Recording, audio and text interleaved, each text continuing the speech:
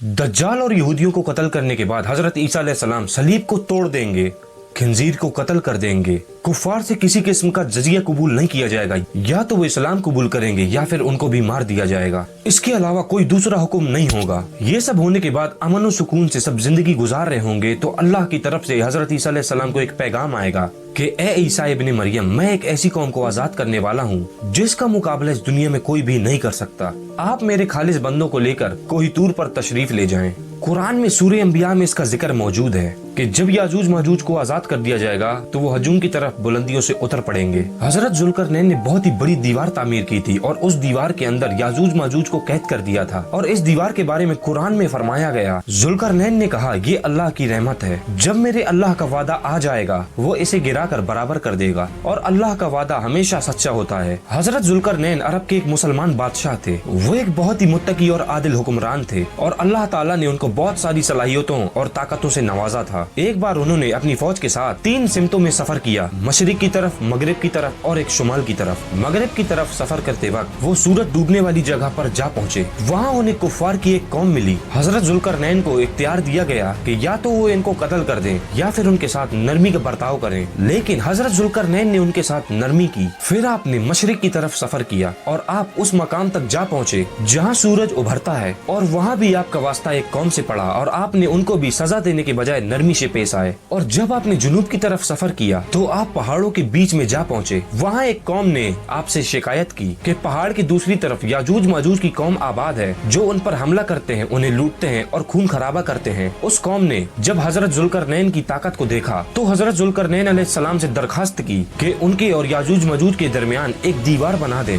जिससे वो याजूज माजूज के जुल्म सितम से बच जाएं। और इस काम के लिए उन्होंने हजरत जुल्करनैन अलैहिस्सलाम को बहुत ही ज्यादा मालो दौलत की भी पेशकश की, लेकिन हजरत जुल्करनैन अलैहिस्सलाम ने मालो दौलत लेने से इनकार कर दिया और बड़े बड़े तख्तों से एक दीवार तामीर कर दी। उस दीवार की मोटाई 60 गज थी। हजरत अबू हुरैरा रदियल्लाहु ताला अन्हु से ये रिवायत है कि याजूज माजूज इस दीवार को तोड़ने की कोशिश करते रहते हैं, हत्ता कि वो इस मकाम तक जा पहुँचते हैं कि उन्हें दूसरी तरफ की रोशनी नजर आने लगती है, लेकिन वो ये कहकर अपने घरों की तरफ रवाना हो जाते हैं कि इस दीवार को हम कल तोड़ेंगे, जबकि अल्लाह उस दीवार की मोटाई को फिर से बराबर कर देता है। अगले दिन वो फिर से दोबारा तोड़ने की कोशिश करते हैं। अल्लाह जब तक उनको कैद रखना चाहेगा यही सिलसिला चलता रहेगा और जब अल्लाह ने उनकी आजादी का फैसला किया तो उस दिन वो कहेंगे कि कल इंशाअल्लाह हम इस दीवार को पूरा तोड़ देंगे और अगले दिन वो इस दीवार को उसी हाल में पाएंगे जैसा कि वो छोड़कर गए थे और फिर वो उसको तोड़कर बाहर निकल जाएंगे। मुस्लिम शरीफ की हदीस के मुताबिक वो एक ऐसी ताकतवर कौम है जिनसे कोई भी नहीं लड़ सकता। उनके चेहरे ढालों की तरह चौड़े और आंखें मोटी हैं। दज्जाल को कत्ल करने के बाद हजरत ईसा अलैहिस्सलाम को ये खबर मिल जाएगी कि याजूज माजूज को आजाद कर दिया गया है, तो हजरत ईसा अलैहिस्सलाम मुसलमानों को लेकर कोहितूर पहाड़ पर चले जाएंगे, क्योंकि उस वक्त दुनिया में कोई भी इंसान ऐसा नहीं होगा जो कि याजूज माजूज से मुकाबला कर सके।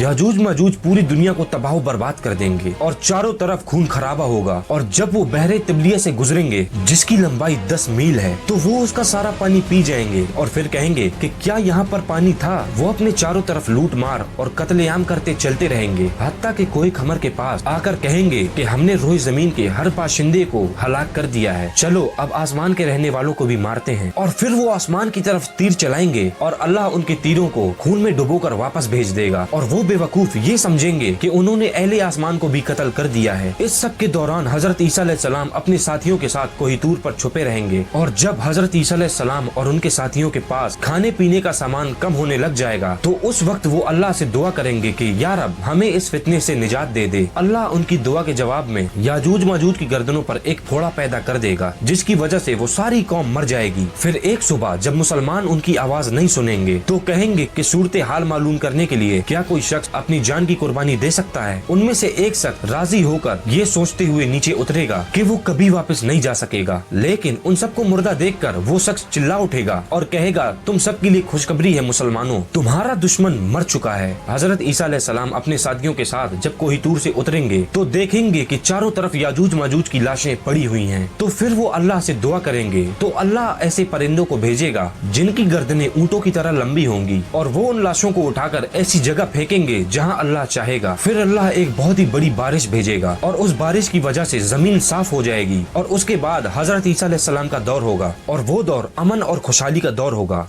सब्सक्राइब।